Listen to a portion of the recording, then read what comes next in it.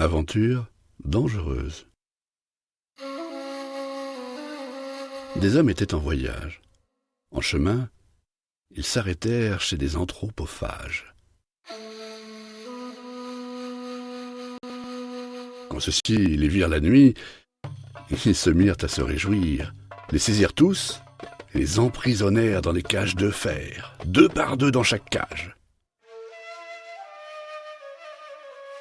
La nuit et le jour, à chaque moment, ils leur donnaient à manger. Quand ils furent bien gras, ils en mangèrent 3. Une nuit que les anthropophages dormaient, un des prisonniers, qui était avisé, chercha un moyen de sortir avec ses compagnons. Quand il eut fait un trou par où pouvaient sortir 2 hommes, tous s'évadèrent. Le bruit du fer réveilla les gens qui se mirent à leur poursuite avec leurs lions et leurs serpents. Ils les reprirent tous, excepté 2, parmi lesquels était l'avisé. Ceux-ci parvinrent à s'échapper parce que, en entendant les anthropophages sur leurs traces, il avait construit une hutte d'herbe où ils s'étaient cachés, de sorte que personne ne les vit.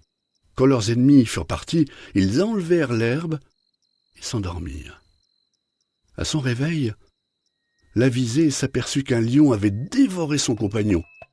Il demeura stupéfait et effaré jusqu'à ce qu'il fût sorti de l'antre du lion et s'enfuit. Il aperçut une tente au loin vers laquelle il se dirigea.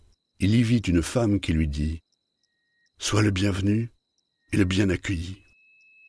Puis elle l'invita à s'asseoir sur une natte, sous laquelle était dissimulé un trou. Quand l'avisé se fut assis, la femme tira la natte par-dessous et l'homme tomba dans un puits. Il resta là jusqu'à l'arrivée du maître de la tente, portant 2 hommes qui l'avaient égorgé. Sa femme lui raconta ce qu'il s'était passé avec l'avisé, puis ajouta « Va le tuer aussi, il est plus gras qu'eux !» Mais le prisonnier saisit le maître de la maison par ses longues tresses et le tua. Contrefaisant sa voix, il demanda à la femme de le faire remonter.